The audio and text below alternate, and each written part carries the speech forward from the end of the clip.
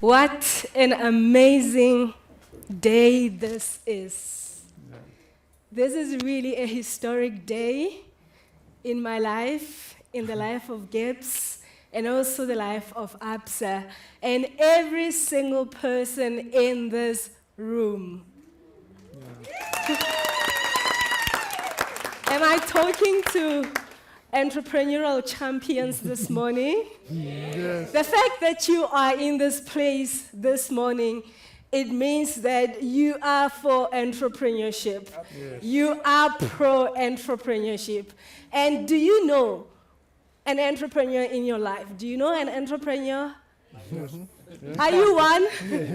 And the fact that we are surrounded by entrepreneurs, it gives us a reason to forge forward in supporting entrepreneurs and becoming entrepreneurial champions. And I am inviting every single one of you to join this call. And we are saying this is a call to collective entrepreneurial action. You and I can make a huge difference in this world by supporting entrepreneurs. Yes. You can already see that I'm entrepreneurial. I'm joining my dean. I am not going to stand behind the podium because this is a very entrepreneurial school. And I was thinking about the greetings that I had, and I don't have a protocol of the greetings. So I'll just pass my special greetings to Absa team and the GIBS leadership and every one of us in this room. And I'm saying a good entrepreneurial morning to you. Good morning. I'm going to be talking about entrepreneurship in context and presenting the work that we will be doing. I'm trying to hold my excitement because I am super passionate about entrepreneurship as an individual who was brought up in an entrepreneurial family. Seeing my father, start small businesses and did not even understand what that meant because there was no academic phrase to it. It's only when I came to GIBS and I thought, oh my goodness, my father is an entrepreneur. And when I came to GIBS as a doctoral student, I wanted to really do research around youth, but the research took a different direction. But today I am so appreciative of this opportunity that I'm getting reconnected to the very work that brought me to GIBS.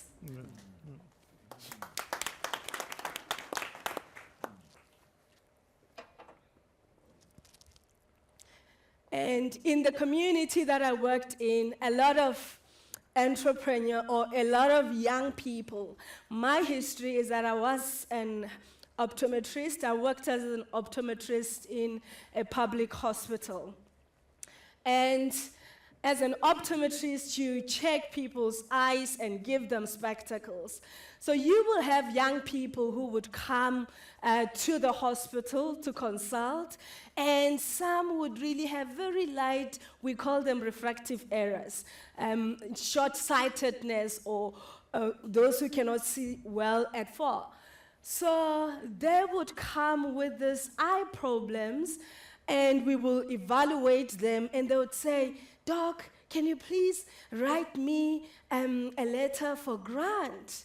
And for me, that was concerning because these are young people who are supposed to be economically active, and now they are in this place with very light, refractive errors or eye problems and asking for a letter for disability so they can get some grant. And that is where my passion for entrepreneurship was ignited. And I thought there should be mechanisms of encouraging young people to be active. And I decided to go to school and study entrepreneurship. And today we are here and reigniting this very passion and this very work that I have started years ago. Let us start off by just painting a picture of what entrepreneurship looks like in South Africa. So we start off by looking at entrepreneurship in context. So we look at the social dimension when we are looking at analyzing what the landscape looks like. We have been talking since this morning about high youth unemployment level, which is actually very high. A lot of young entrepreneurs, they don't have access to mentors, to coaches. A lot of them rely on their families to start off their businesses. And the entrepreneurial skill level of youth is unknown. So we don't really know what kind of skills do they have, what kind of interventions do they have. That is why we're not able to advance entrepreneurship at their level. And again, related to skills is that the fact that they don't have skills, a lot of them, they don't see entrepreneurship as a career of choice, right? So because, you know, they are uncertain of what entrepreneurship looks like and what they need to be doing. And a lot of entrepreneurial education programs that exist out there, they're not able to cater the skills that entrepreneurs need, and they're not able to contribute to these very practical skills for successful business venturing. And when we look at the institutional aspect of entrepreneurship, so is that the culture that we have is actually not supportive of youth entrepreneurship. So in a lot of studies that we've conducted where we had youth entrepreneurs participate in the research, they would say, you know, they don't take us seriously. I have this, you know, great idea, but nobody takes me seriously. I go to the bank, they're like, you are too young to have this kind of idea. You are too young to handle 1 million rands. You are too young to handle this amount of money that will contribute to the bank. So this means that we need to change our mindset and take youth entrepreneurs seriously.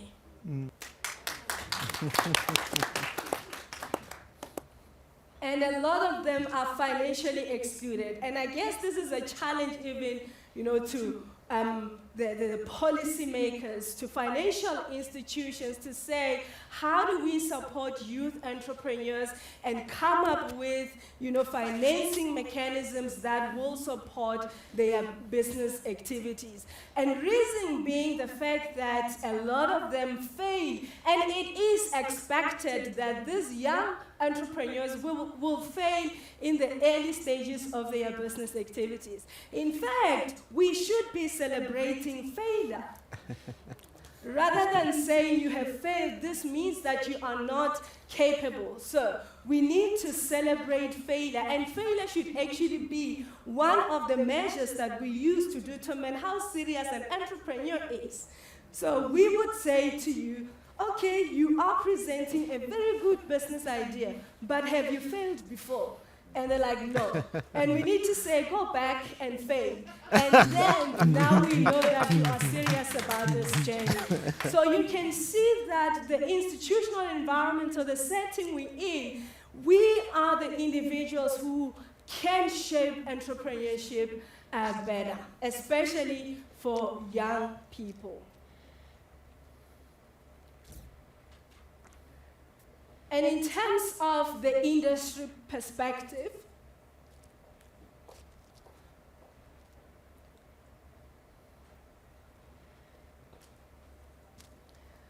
we can see that in South Africa, small formal businesses generate about 30% of total employment.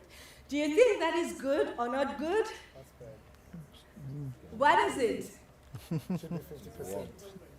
Work in progress. And what should we be targeting?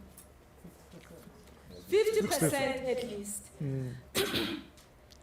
So this demonstrates that there is still so much work that we need to do in the space. And what about the number of small businesses that we have that are formalized?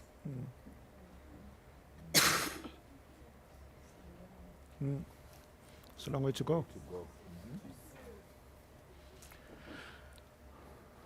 Too little. Little, yeah.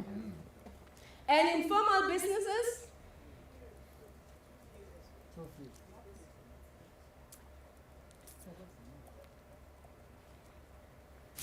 Too few. Informal businesses are a lot. 1.75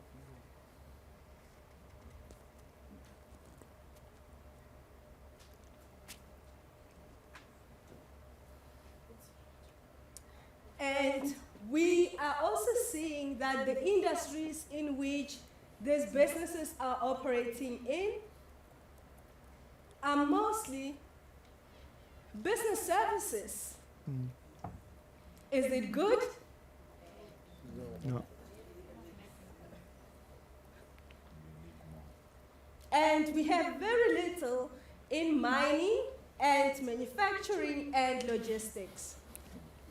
And the other challenge is access to markets, which is one of the main challenges facing a lot of youth-owned businesses. And reason being the fact that our market is actually saturated, and saturated with which kind of companies? Corporate companies. Do they make space for young entrepreneurial businesses? I Not enough. wish they were here. Yeah.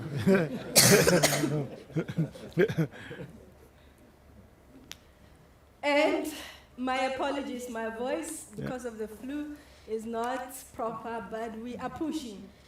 Yeah. And the other dimension is spatial. So here we are looking at where entrepreneurial activities are taking place, right? So semi-urban and rural communities have limited access to business support. So this means that the interventions that we have are not adequate, or they don't actually reach the semi-urban and rural communities. And informal businesses are excluded.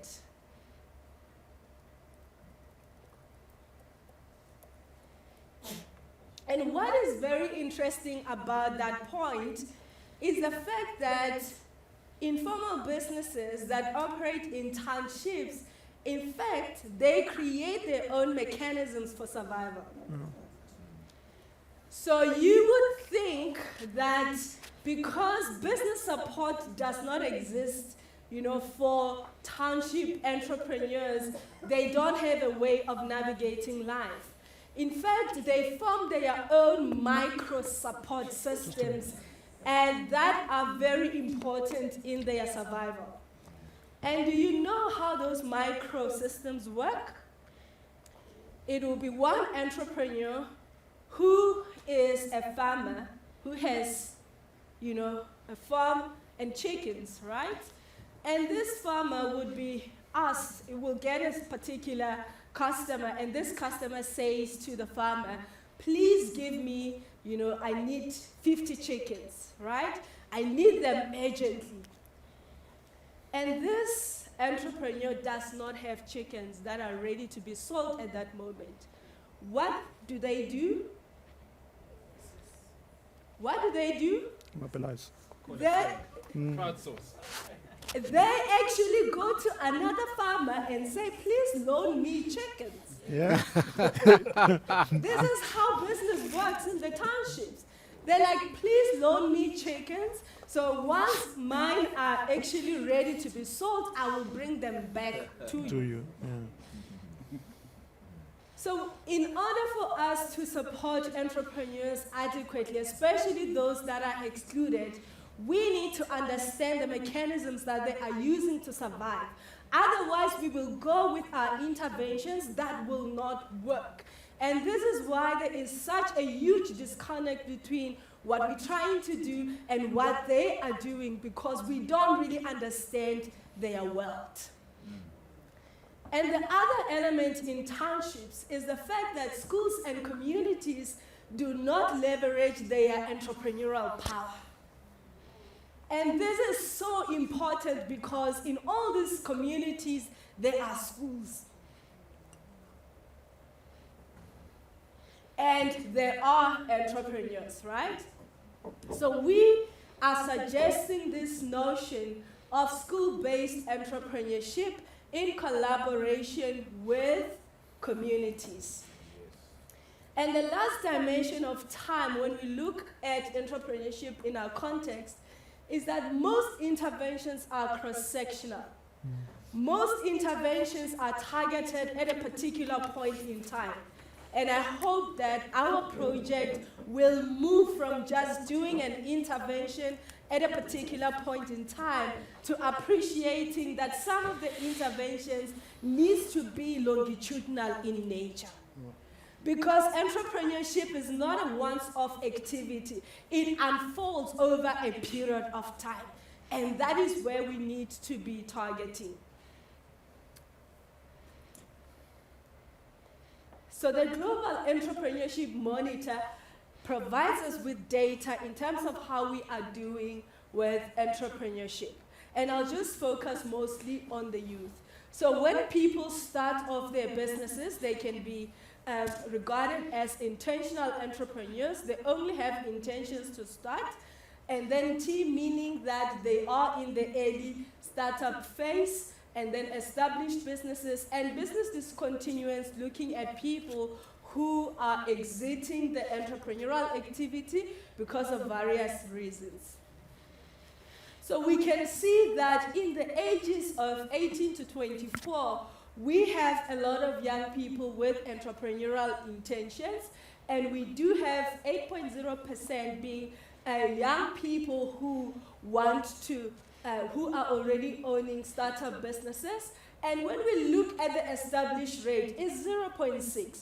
What does that mean? A lot of young entrepreneurs don't have established businesses. And why is that? We can look at the business discontinuance rate, which is also very high. And the same happens in the group of 25 to 34 years. So you can see over there, you can see over here that we have a lot of youth entrepreneurs with high intentions. And then when we look at the early startup activity, it's very little. And then when we look at the established phase, again, it's 0.9. And when we look at business discontinuance, this means that they are exiting the entrepreneurial phase because of many other reasons, and business failure being one of them. So it means we need to have interventions that support entrepreneurs to move from the startup phase, to move from the intention to creating businesses that are sustainable in the long term. So this means that a lot of the businesses that they are owning, they are not sustainable in the long term. And the same with women, when we compare women and men. So in the intention stage, you can see that men are more intentional about starting businesses, and women are lagging behind in all the different phases. So nascent being businesses that have been started and have paid profit for less than 3 months. So you can see even in this stage that men are actually leading. And it is the same for the new business phase and the established phase. Look at the difference between men and women in the established phase, meaning that men actually own a lot of established businesses, while women is actually 4.1. So this means that a lot of businesses owned by women are not sustainable in the long term. And that is where we need to be putting our interventions. And unsurprisingly, even with business discontinuance, you can see that women are actually exiting the entrepreneurial activity because of many other reasons. And this suggests that there is more intervention that is required to support women entrepreneurs. Despite all of these challenges that we are seeing, young people are entrepreneurial. I'm happy to introduce Ludwig Marishani. Do you know him? Have you heard about him? Yes. Yes. So he started his business when he was 17. So this means that young people can actually start businesses. And his business idea emerged from observing or having a conversation with his roommate. So his roommate did not want to bath that morning. And he just wanted to go to school. And you know, when you are in university, you are super busy. You don't have time for anything, right? And then Ludwig's roommate decided, you know what, I'm not going to bath. And Ludwig saw an opportunity from there. And he created a solution called dry bath. So you put this solution on, and you are good to go and ready for the day. And he was 17 years old, and he became one of the top entrepreneurs in the world, right?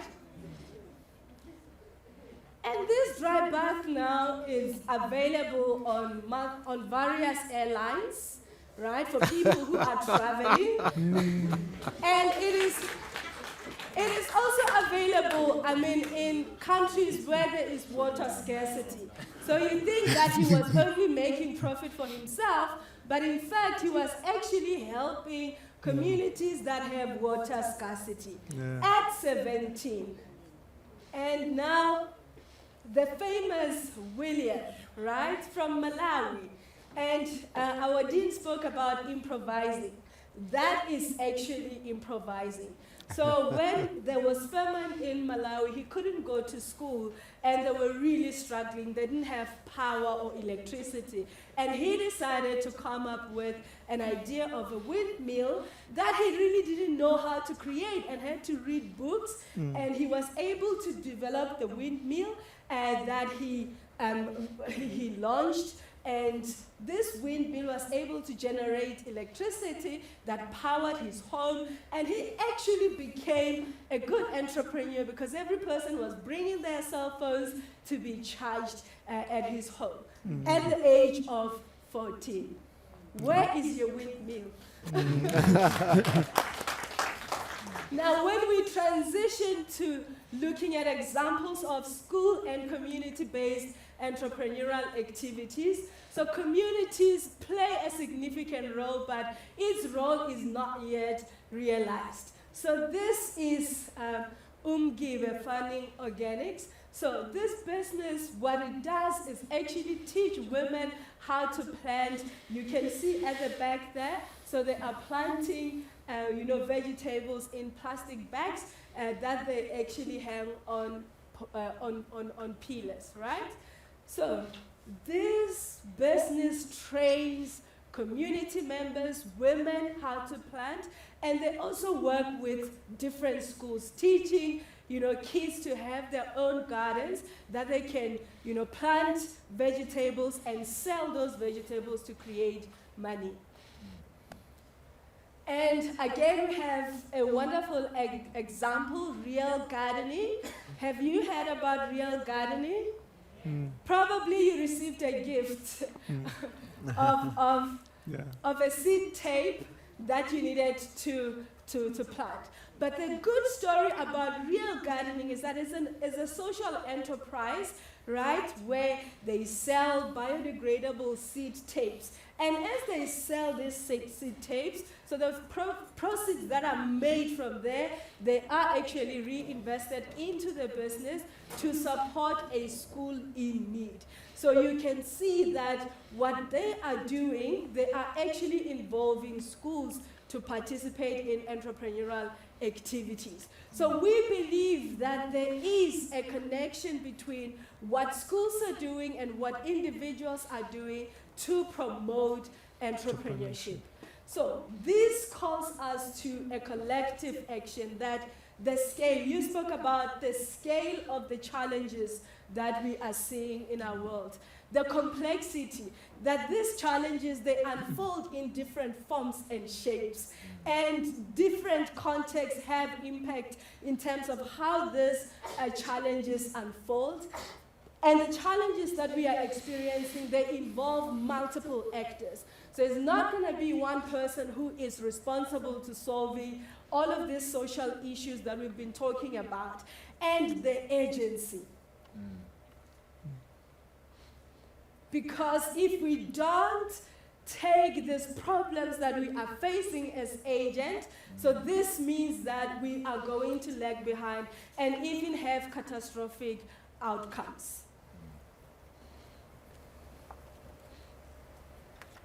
So this calls us to all work together, from government, from academia, and from industry, and in a way of promoting competitiveness, production, and distribution of goods through entrepreneurship and innovation. And I hope that you also see the role that you can play in this ecosystem that we are trying to create, that every single person needs to yield to the call to collective entrepreneurial action. Now, this is the work that we will be doing. We've simplified it into 4 objectives. And it is really an amazing responsibility that has been entrusted upon us to make sure that we deliver.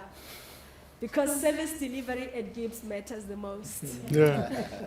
And not just at GIBS, Together but we can because do we more. owe it to the world to do good. Yeah. We More owe it to damage. the world to invest. We owe it to the world to advance their lives. Yeah. Because I think that entrepreneurship should be a personal calling in everyone's lives, right? It should not be because there are financial benefits. We are doing this because we're passionate. We're doing this because it makes a huge difference and impact in our world. So, our chair at GIBS, we will be addressing the socio-economic challenges by supporting entrepreneurship and specifically focusing on entrepreneurship education. And then the second aspect is bridging the practice and scholarship divide, which I will explain in detail. And we want to adopt the Pan-African view. So back in the days, we conducted a research project where we interviewed multiple people from different countries. To be specific, it was 5 countries.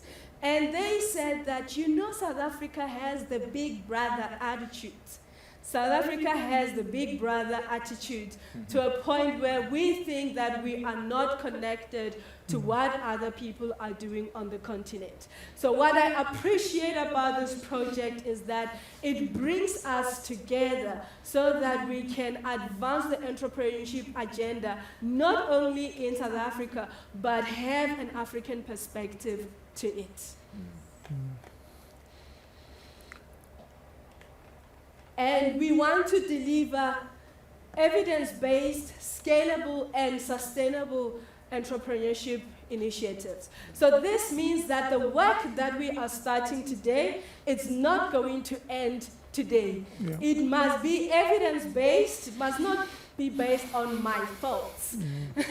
It must not be based on, oh, I had this conversation, and therefore, let us do this. It must be based on evidence. Bring the data and let's talk. In the absence of data, go and dig more. Yeah. And they must be scalable. So this means that the project that we'll be doing, or whatever output that we're going to have, so it must be used in other contexts. We don't want to reinvent the wheel, because reinventing the wheel sometimes leads to, you know, misusage of resources. But we want to come up with models that are scalable, not only in South Africa, but to the broader African context. And this is the exciting part of what we are doing. Yeah. Can I present to you the first key activity, which is the school-based incubation program?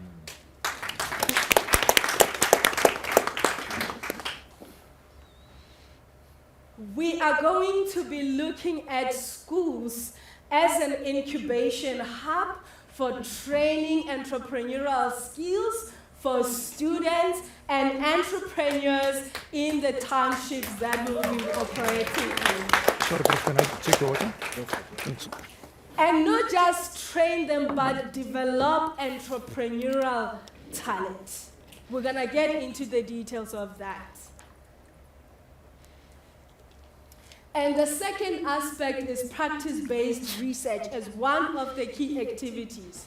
So we're going to be conducting research that is informed by, that is informed by, and in turn informs practice. So this means that our research must be anchored somewhere. Yeah. So gone are the days where there is a disconnect between what we're doing in academia and what is happening in practice. So we are saying we want to be relevant, we want to move with the times, and we want to be closely aligned to practice. We want to be closely aligned to what the entrepreneurs are doing, what businesses are doing. I must not live in my own cloud of theorizing, forgetting questions that actually matter in practice. And thought leadership is now developing that strong voice. Yes.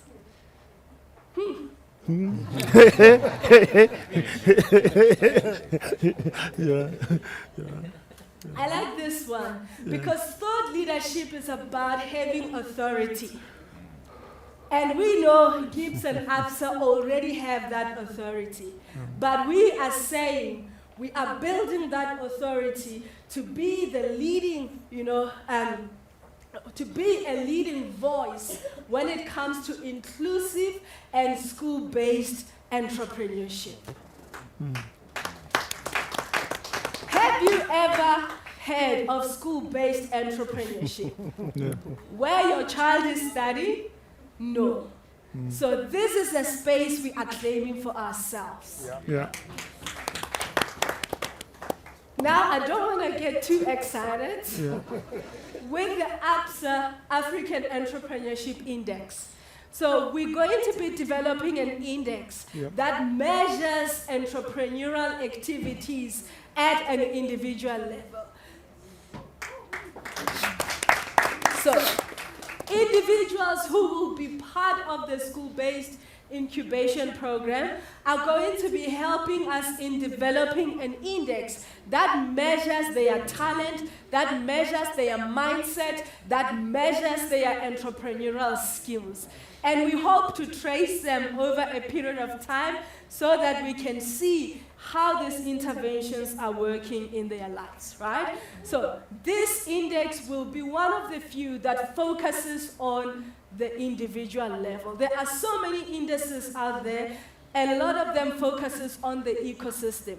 But we will not be able to address the entrepreneur properly if we don't understand what is it that they actually need to survive. Yeah. And partnership is the nature of the game. We will be collaborating with our institutions in Kenya and in Ghana to develop the index because we spoke about scalability.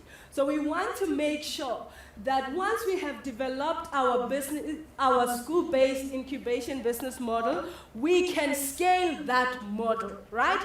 So this means that we will be working with our partners to ensure that we can implement the model. And we have 3 years for this. Yep.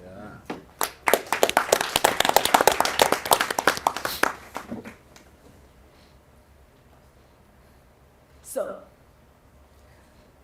with the schools as incubators that promote local entrepreneurship activities, we will be focusing on high school learners, recent school leavers, women entrepreneurs, and informal entrepreneurs in townships. And we're going to create an instrument that diagnoses their entrepreneurial skills or entrepreneurial talent to understand what are the kind of interventions that they need. And we will upskill teachers to be the startup activists. So in other words, we're going to train the teachers to conduct entrepreneurship training. So we do have entrepreneurship scholars and teachers at GIBS, and they will be helping us to develop content and to upskill teachers to be able to teach entrepreneurship properly. And we're going to also develop practical curriculum. So a lot of times entrepreneurs complain that the entrepreneurship education is very theoretical. But our approach is that it needs to be practical in a way that the entrepreneur will learn and be able to apply. Yep. Right. And we hope that the content that we're going to develop can be scaled and can be used in different parts of the country. It can be adapted to online platforms where a lot of people can have access to the material. And this model that we're going to come up with, this life-changing model that we're going to come up with, we're going to scale it to the other parts of our continent.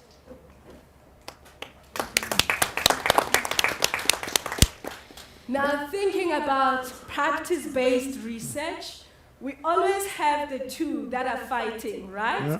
Business practice and research, but actually they need to be working together. As I've already mentioned, we want business practice to inform our research that we'll be conducting, focusing on entrepreneurship and financial inclusion. And there is a bridge that we are proposing that in order to ensure that we are doing research that is relevant to practice and that is influenced by practice, we're going to support individuals who will be attending conferences, and we're going to publish peer-reviewed publications, and we're going to provide access to the school-based incubation database. So a lot of times, researchers talk about they don't have access to data. And we hope that this would be the beginning of great things that we're going to do where, interested researchers can use the database. Wait until this one. We're going to provide micro grants to master's and doctoral students. So if you are in this room and you haven't done your PhD, so in entrepreneurship and financial inclusion, so you may want to register somewhere so you can be part of this life-transforming opportunity. So these grants, of course, will be dedicated to the work of the chair, right? Yeah. So this means that we sponsor you and we still say this is part of the work produced by Absa Chair of Entrepreneurship. And we're going to conduct multi-country studies with our partner institutions. And in terms of thought leadership, you are invited to our next annual dialogue on inclusive entrepreneurship. So we will have an annual dialogue where we discuss inclusive entrepreneurship, looking at entrepreneurship where people who normally don't have access actually have access. So we're going to be discussing the key things, or we want to be discussing how we can make entrepreneurship more inclusive, especially to township entrepreneurs and youth entrepreneurs. And we will publish white papers. So don't think that I'll be doing this work alone. So I have a team with me that will be helping me to execute the work. What is the big... I'm not so much on social media, but I guess you'll start to see me more often advertising the work of the chair. So we want to be visible on social media, provide educational content, and if you ask you as an expert of a particular subject and say, do this video for us, please avail yourself. We have a wonderful GIBS studio where we can record you. So we're going to be developing and sharing social media content and educational videos as part of our thought leadership. And in terms of the index, so the index is not there yet. We are working on the index. So far we have already populated all the indices that are there and identified how we need to position our index. As I've already mentioned, so we're going to focus at the individual level, and then we need to do a conceptual framing of the index and add more countries as the project unfold. I think if we work very well with Absa, we can negotiate how we add more countries. And in terms of our partnerships, so we have Kenya in East Africa, and you can see, do you remember the first slide that I showed you? Yeah. And how the picture looks different in Kenya, where actually they are micro and small medium enterprises constitute like 98% of all businesses. So this means that there is one or two things that we can learn from Kenya. Yeah. And that is why we are bringing them on board. And the same with Ghana, right? Look at Ghana, right? So micro and small and medium-sized enterprises, they constitute about 92% of businesses in Ghana. And a lot of them are informal, right? So it will be very interesting for us as we embark on developing entrepreneurial skill in this context and entrepreneurial education to understand how do we develop interventions that will even help entrepreneurs in the informal sector. If you were to remember this day, this is the slide. If you want to hold us accountable, this is the slide. Yeah. Scorecard. So, this slide Scorecard. maps the work that we will be doing, the work that we are committing to be doing. I'm actually feeling emotional now because it feels like we need to now start running and come back to us after 3 years and say, oh, Anna, this is the slide. Yeah. How far are you? Yeah. And we are saying that with the funding that we got, with GIBS support, we will be able to execute this work because service delivery matters to us. Yeah. And we haven't, although we haven't started with the project yet, but we are anticipating impact that we will contribute towards productive entrepreneurship, building entrepreneurial society, building entrepreneurial mindset and talent, financial inclusion, creation of business ventures. So some of these activities might not be immediate, but they can actually manifest in the long term. And also accumulating success stories, because a lot of times we don't articulate the success stories that we have. And ultimately, we want to contribute to aggregated value creation and look at employment, well-being, because an entrepreneurial society is a healthy society, and contribution to the SDGs that I've listed over there. So this is the end.